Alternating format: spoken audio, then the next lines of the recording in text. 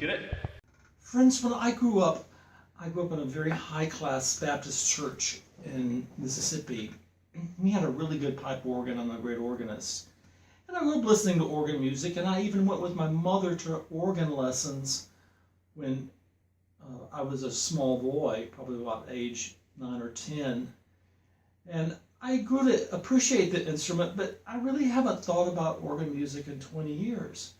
And then last Thanksgiving, a friend of mine sent me a YouTube video of Carpenter playing the organ, and I instantly became a groupie just on that one little video. I bought 3 of his albums for Christmas and a DVD, and have just become crazy about him. I'm going to first of all read you a couple of quotes to give you an idea of what impact he has had on the media. This is from the Pittsburgh Gazette. Mind-blowing technique combined with charisma makes Cameron Carpenter the most exciting talent to emerge in decades. Notice he didn't just say organist, he said talent. That's encompassing all of music. It's a pretty amazing statement. Also, this is very interesting. He says, in a very rare move, he greets his audience as they arrive in the concert. I've never heard of any artist doing that, and I really can't wait to go to one of his concerts so I can meet him that way. Here is another quote. This is from the Toronto Star. He is unlike anyone who has commandeered a pipe organ. The sonic textures Carpenter weaves with unusual choices of stops and keyboard pedalboard combinations upsets purists and thrills newbies. Like it or not, this is showmanship at its very best. To tell you the impact this guy has had, he had a press conference when he was in Russia, and there were 40 journalists there. When was the last time you heard of a classical musician that had that type of a turnout? When he was a young boy, he was a prodigy. When he was 4 years of age, he was looking through one of these childcraft encyclopedias, and he saw a picture of an organist playing at Radio City Music Hall. And the guy was in his tails, he had this fancy organ, and he immediately decided at that age that's what he wanted to do. He went on to start studying piano at an early age, and his teacher said that he was unlike any other student she'd ever encountered, and said that he would play through a piece one time with the music and never again needed music. At age 11, he did quite an accomplishment. He played all of the Bach Well-Tempered Clavier in a recital from memory, 48 pieces, and it took about an hour and 45 minutes. That really helped put him on the map. He went on to study the American Boys Choir School, and the University of North Carolina School of the Arts, and then he was in 6 years in Juilliard. And the thing that's really interesting is that just 1 year out of Juilliard, all of his peers would have been in a church position. Not him. He was making his living as a concert organist, giving concerts at symphony halls all over the world. 1 year out of Juilliard, he got a 4-record deal out of one of the major classical music record companies. And this is at a time when classical music is just not selling.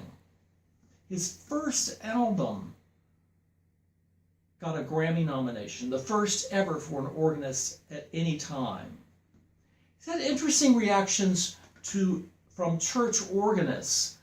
They've, of course, been absolutely blown away with his technique. His technique is just astonishing, but they don't like his style. As you can see from the pictures, he doesn't look like any church organist, and he doesn't have the same sort of reverence for the tradition that says that Bach has to be played this way or Dupré has to be played this way.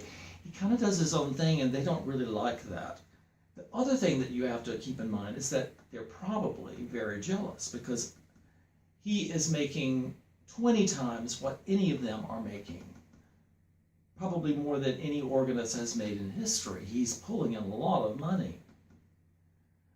He has won a real feather in his cap by being asked to be the artist in residence at the Berlin Philharmonic, which is the #2 most highly rated Philharmonic orchestra in the world.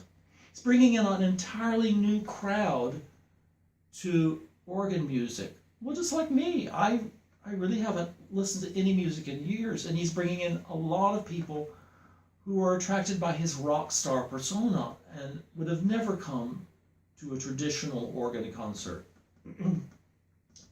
One thing to keep in mind is that the organ is the most difficult instrument in the world to play.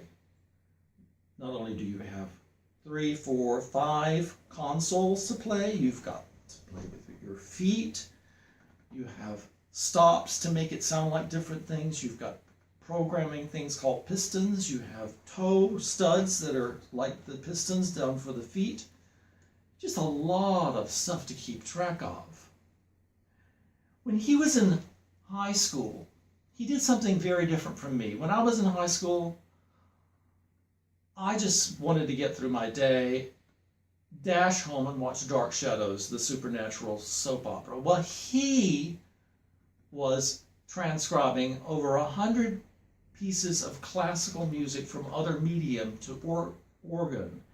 And the thing that really sort of put him on the map was when he started playing his transcription of Chopin's Revolutionary Etude. It's a very difficult piece to begin with for the piano, and all of the movement is on the second hand. Well, he moved that all down to the feet. Cameron took 15 years of dance at both ballroom and tap, and he has earned the nickname the Fred Astaire of the organ. He's just amazing what he does with his feet. It's unbelievable. And by the time he gets done with one of his concerts, he ends up drinking a whole gallon of milk today to help keep his weight up because he's spending so much of his energy. Now, I'm going to play this Revolutionary Etude for you, and you can see how really fabulous he is.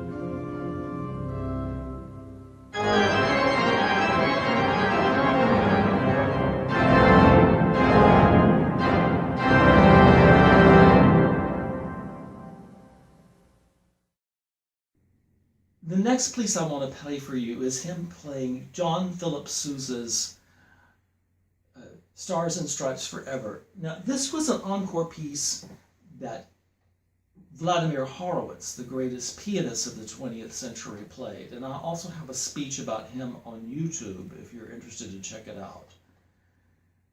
Of course, it's dazzlingly difficult to play, but the thing that I want you to watch in this particular piece is how he manages to bring the audience completely up to a fever pitch. He's like a rock musician.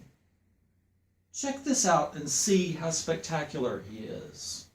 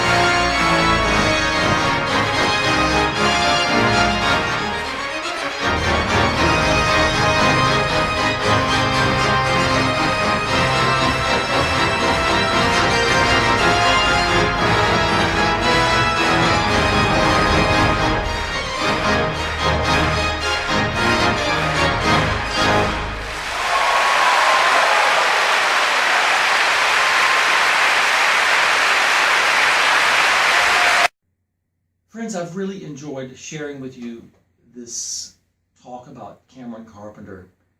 I'm just crazy about the guy. I think he is fascinating. He's a mesmerizing performer. And he's brought the organ alive for so many people who've never really been that interested in it before. And he's really gorgeous, which helps, and so charismatic. And there are plenty of videos of him on YouTube, including one that I did that talks about his international touring organ that he designed, and it's the world's first touring organ. And it's quite an interesting subject, so check it out.